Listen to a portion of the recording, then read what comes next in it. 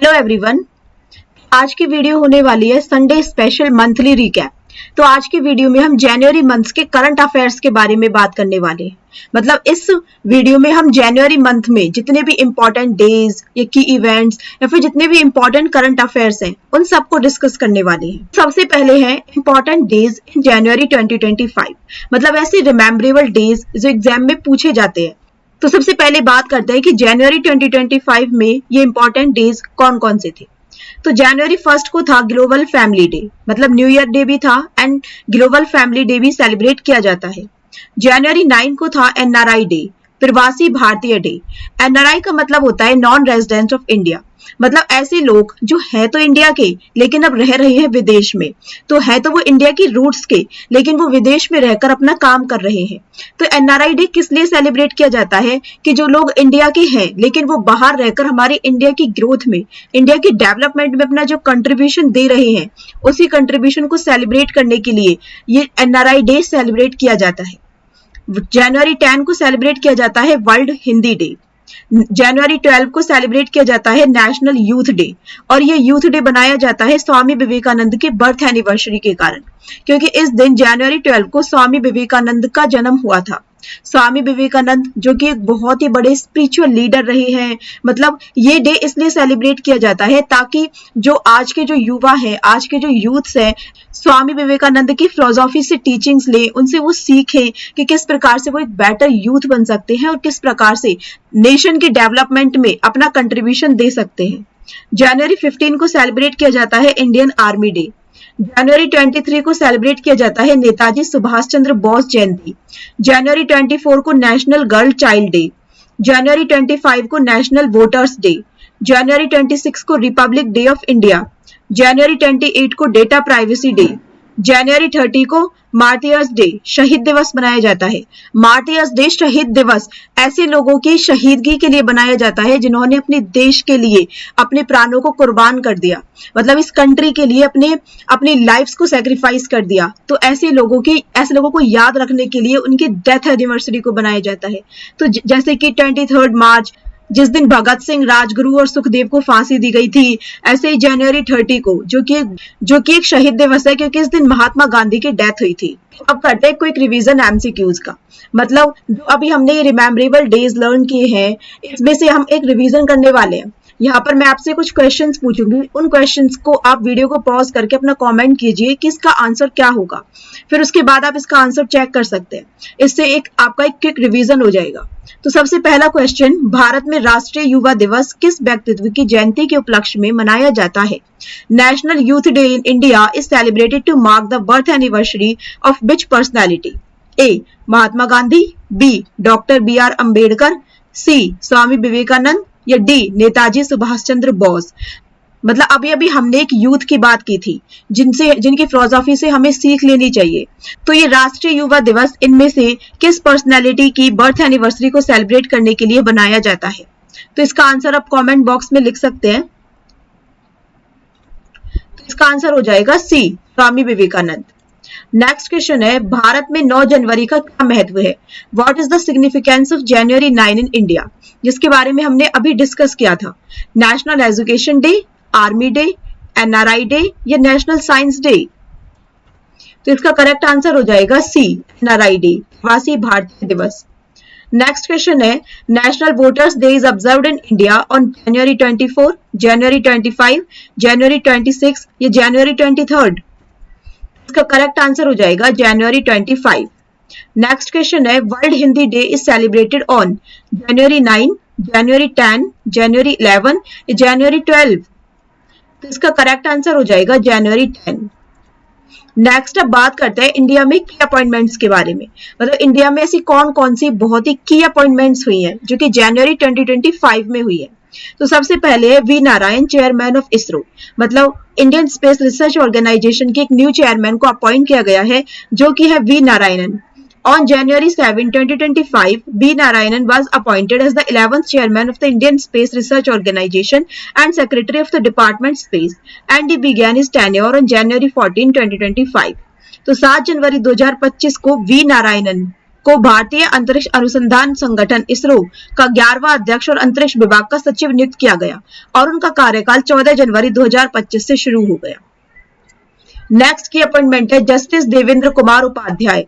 He was appointed as the chief justice of the Delhi high court in January 2025। न्यायमूर्ति देवेंद्र कुमार उपाध्याय को जनवरी 2025 में दिल्ली उच्च न्यायालय का मुख्य न्यायाधीश नियुक्त किया गया। Next, Justice Kishan Vinod Chandran was appointed as a judge of the Supreme Court of India in January 2025. न्यायमूर्ति कृष्ण विनोद चंद्रन को जनवरी 2025 में भारत के सर्वोच्च न्यायालय के न्यायाधीश के रूप में नियुक्त किया गया। M. Mohan was appointed as the director of ISRO's Liquid Propulsion System Center (LPSC) in January 2025. M. Mohan को जनवरी 2025 में इसरो के द्रव प्रणोदन प्रणाली केंद्र LPSC का निदेशक नियुक्त किया गया। Ashok Chandran was appointed as the Managing Director and Chief Executive Officer of Punjab National Bank and Vinod Kumar as the MD and CEO of Indian Bank. Ashok Chandran को पंजाब नेशनल बैंक का प्रबंधक निदेशक और मुख्य कार्यकारी अधिकारी तथा विनोद कुमार को इंडियन बैंक का एमडी और सीईओ नियुक्त किया गया। Gyanendra Pratap Singh, senior IPS officer, was appointed as the Director General of the Central Reserve Police Force (CRPF) in January 2025. तो ये क्वेश्चंस पेपर में आ सकते हैं, की अपॉइंटमेंट्स पेपर में आ सकती है। फॉर एग्जांपल कि किसको एज अ सीआरपीएफ ऑफिसर नियुक्त किया गया जनवरी 2025 में, तो इसका करेक्ट आंसर हो जाएगा ज्ञानेंद्र प्रताप सिंह। तो इनमें से कुछ एमसीक्यूज करते हैं। सबसे पहले है जनवरी 2025 में इसरो के नए अध्यक्ष के रूप में किसे नियुक्त किया गया, जिनकी हमने अभी भी बात की थी, एस सोमनाथ, के सिवन, बी नारायणन या एम मोहन। इसका आंसर आप कमेंट बॉक्स में लिख दीजिए। इसका करेक्ट आंसर हो जाएगा C, V Narayanan. Next question है who was appointed as the director general of CRPF in January 2025। जनवरी 2025 में सीआरपीएफ के महानिदेशक के रूप में किसे नियुक्त किया गया, ज्ञानेंद्र प्रताप सिंह, राजीव कुमार, संजय अरोरा या कुलदीप सिंह। इसका करेक्ट आंसर हो जाएगा ए, ज्ञानेंद्र प्रताप सिंह। अब बात करते हैं इंडिया के मेजर अवार्ड्स एंड ऑनर्स की, जो कि हुए हैं जनवरी 2025 में। इंडिया में सिविलियन अवार्ड्स दिए जाते हैं जब कोई पर्सनालिटी बहुत ही कुछ ग्रेट अचीवमेंट प्राप्त करती है, तो उन्हें कुछ मेजर अवार्ड्स या ऑनर से उनको सम्मान दिया जाता है। सबसे पहले नंबर का जो अवार्ड है वो है भारत रत्न। मतलब भारत रत्न दिया जाता है जब कोई एक्स्ट्रा ऑर्डिनरी अचीवमेंट होती है, और ये कुछ मतलब ये बहुत ही रेयर होता है, जो कि फ्यू ईयर्स में या बहुत ही बड़े समय के बाद किसी को दिया जाता है, क्योंकि इतनी बड़ी अचीवमेंट हासिल कर पाना एक बहुत ही बड़ी बात होती है। जिसके बाद सेकंड नंबर पर आता है पद्म विभूषण, जिसको सेकंड सबसे लार्जेस्ट सिविलियन अवार्ड कहा जाता है। थर्ड नंबर पर आता है पद्म भूषण, जिसको थर्ड सबसे बड़ा सिविलियन अवार्ड माना जाता है। फिर फोर्थ नंबर पर आता है पद्मश्री, जिसको फोर्थ सबसे बड़ा सिविलियन अवार्ड माना जाता है। तो जो ये इंडिया में ये जो सिविलियन अवार्ड्स हैं ये दिए जाते हैं 26 जनवरी को। तो ये इंडिया में बात करते हैं कि किस किस को जनवरी 2025 में क्या क्या मिला था। तो पद्म विभूषण मिला था शारदा सिन्हा को, जो कि एक फोक सिंगर है। एमटी वासुदेवन नायर को मिला था, मलयालम राइटर हैं एंड डायरेक्टर हैं। अब बात करते हैं पद्म भूषण किस किस को मिला था। पंकज उदास को मिला था, वो गजल सिंगर हैं। शेखर कपूर को मिला था, वो एक फिल्म मेकर हैं। एंड अजीत कुमार को मिला था, वो एक तमिल एक्टर हैं। अब बात करते हैं कि पद्मश्री किस किस को मिला था। पद्मश्री मिला था अरिजीत सिंगर को, जो कि एक प्लेबैक सिंगर है। रिकी रेज को मिला था, जो कि ग्रैमी विनिंग म्यूजिशियन है। हरविंदर सिंह को मिला था, क्योंकि वो एक पैरालंपिक आर्कर है। शीन काफ निजम को मिला था, जो कि एक उर्दू पोइट है। संत राम देसवाल को मिला था, जो कि एक हिंदी राइटर है। Which Malayalam writer and director was honored with posthumously in 2025? किस मलयालम लेखक और निर्देशक को 2025 में पद्म विभूषण से सम्मानित किया गया? एमटी वासुदेवन नायर, संतराम देसवाल, अजीत कुमार या शीन काफ निजाम। इसका करेक्ट आंसर हो जाएगा ए, एमटी वासुदेवन नायर। अरिजीत सिंह को 2025 में कौन सा पद्म पुरस्कार दिया गया? Arijit Singh was awarded which Padma award in 2025? Padma Vibhushan, Padma Bhushan, Padma Shri, none of the above। इसका करेक्ट आंसर हो जाएगा अरिजीत सिंह को मिला था Padmashri. Harvinder Singh who received the Padmashri in 2025 is associated with which sport? Harvinder Singh जिन्हें 2025 में पद्मश्री से सम्मानित किया गया किस खेल से जुड़े हैं? शूटिंग, रेसलिंग, आर्करी या बैडमिंटन। वो जुड़े हुए हैं आर्करी से। नेक्स्ट अब बात करते हैं गवर्नमेंट स्कीम्स एंड लॉन्चेस की, जो कि हुए हैं जनवरी 2025 में। मतलब गवर्नमेंट ने कौन कौन सी स्कीम्स लॉन्च की थी जनवरी 2025 में। सबसे पहली प्राइम मिनिस्टर धन धान्य कृषि योजना। नेक्स्ट उन्होंने की थी ग्रामीण समृद्धि और लचीलापन कार्यक्रम, सुकन्या समृद्धि योजना संवर्धन, पीएम आवास योजना, पीएम किसान स्कीम डिसबर्समेंट, लॉन्च ऑफ प्रवासी भारतीय एक्सप्रेस, इनहांस्ड किसान क्रेडिट कार्ड लिमिट केसीसी। अब बात करते हैं कि मेजर स्पोर्ट्स इवेंट्स कौन कौन से हुए हैं जनवरी 2025 में।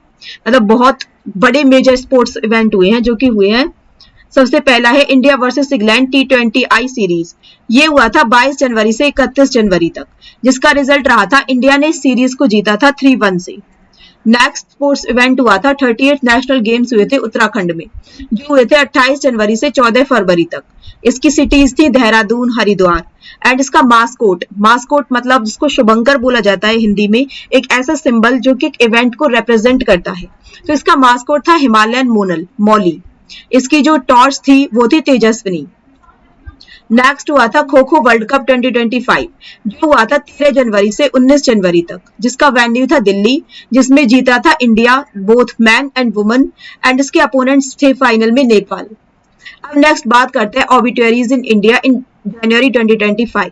मतलब ऐसी मशहूर हस्ती जिनकी डेथ हुई है जनवरी 2025 में कौन कौन सी ऑबिचुअरीज रही हैं।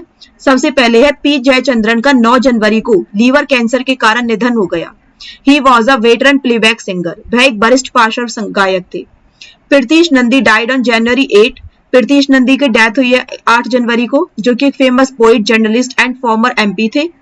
हुमरा Qureshi died on January 16 due to heart failure. Humra Qureshi का 16 जनवरी को हृदय गति रुकने से निधन हो गया, जो कि एक प्रसिद्ध पत्रकार और लेखिका थी।